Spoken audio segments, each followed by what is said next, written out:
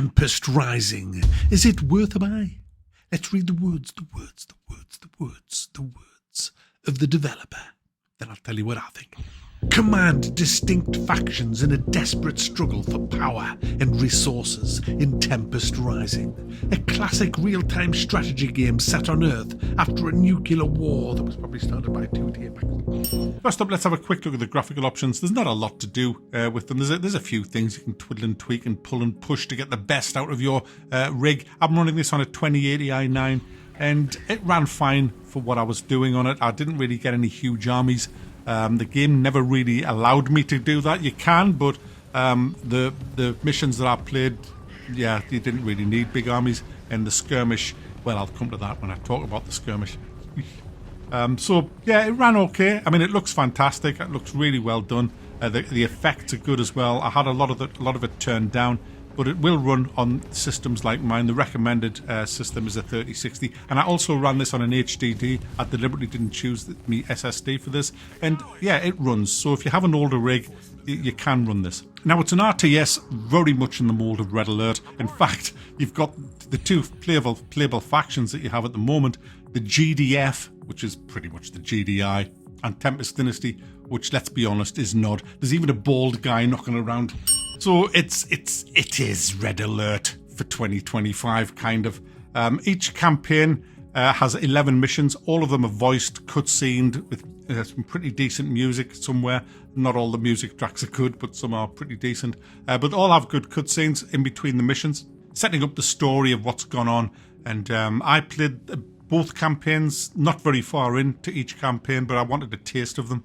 And yeah, I was impressed by the missions. Like one mission, I had to rescue a guy who had a bald head and bring him to... I'm obsessed with bald... It's Kane.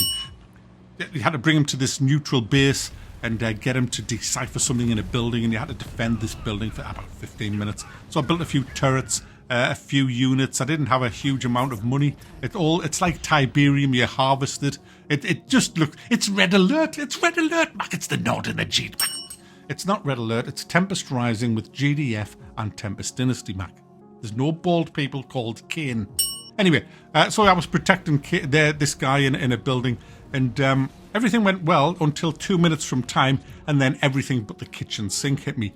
Wiped out all my turrets, all my army, and I got through the mission by the skin of my teeth. The timer saved my ass. It was dead exciting, really good mission, and there's more of that kind of stuff in this game. It's not just all about there's a base, build a big army and loll over to the other base and blow his face off. It's not all about that. There's lots of complex well, not complex, but convoy missions, rescue missions, stealth missions. Some of the units are really powerful. Micromanaging, you have lots of abilities on, well, not lots, but some really powerful abilities on some of your units. So bear that in mind. It's not just a case of building the bog standard plain Jane units and just sending them in for the kill. Some units have abilities. There's also map call-ins that you can bring in. So there's a lot going on in this game, which I don't know if I'm a huge fan of that. I'm still pretty much a dinosaur with these games. I'm not really into micromanaging. I'd much rather just send plain Jane units over. So, you know, there's me artillery, there's me heavy tanks, there's me light tanks, there's me scouts, and there's me rocket troops. Let's go kick some bottoms. I'm that kind of player. But in this, it's not like that. It has a few micro units to play around with. But a nice diverse selection of missions in the campaign. This game's let down by the skirmish, which, damn. I was looking forward so much to the skirmish because that's me bread and butter of these games. Love the co-op against AI. I just love that. I'm not into the PvP stuff in these kind of games, but I do like a good bit of co-op AI. And unfortunately, there's only a handful of maps, and the biggest map is a 2v2. I mean, what the hell?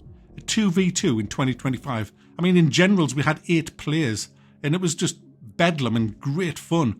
And I'm so disappointed, and they are buggy.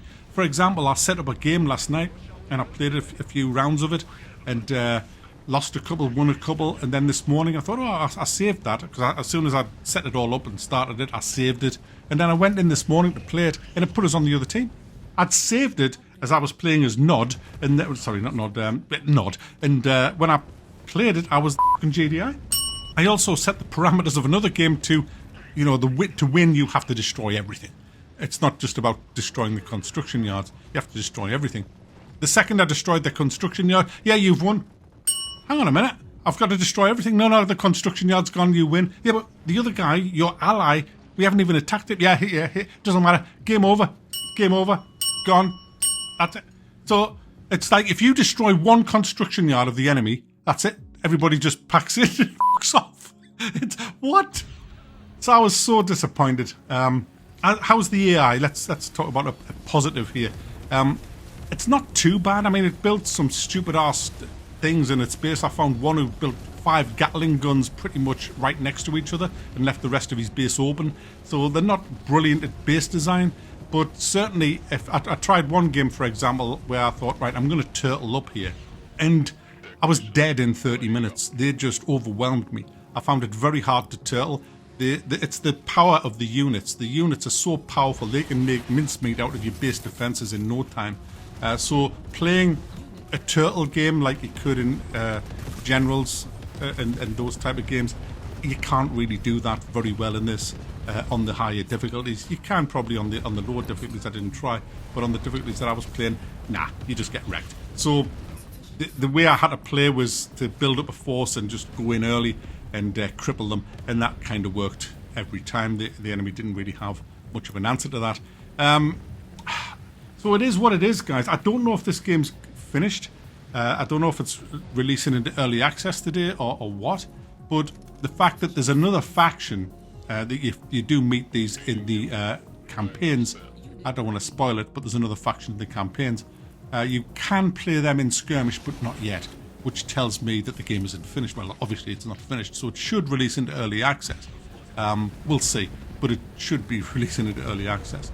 Now, there's a new build. I just got an email about 10 minutes ago. There's a new build that's just come out that I can't access until 3 o'clock this afternoon. And I've got to move on to other stuff then. So I'm just releasing this review now. The embargo is 3 o'clock, and I don't know what's been fixed since then. This is the problem with getting early keys. You don't really get, great reviews out because you don't know what's changed. But I can only review what I've been given, and unfortunately skirmish is a mess at the minute. It could be good. It needs bigger maps. It needs bugs squashing left, right and centre, and it needs the other race as playable. When all that's in, it'll be great if they can fix all of that. So there you go, guys. Tempest Rising. It's a tale of two halves. You got some pretty decent, solid, diverse missions in the campaigns. 2 11-mission campaigns, fully cutscened and voiced.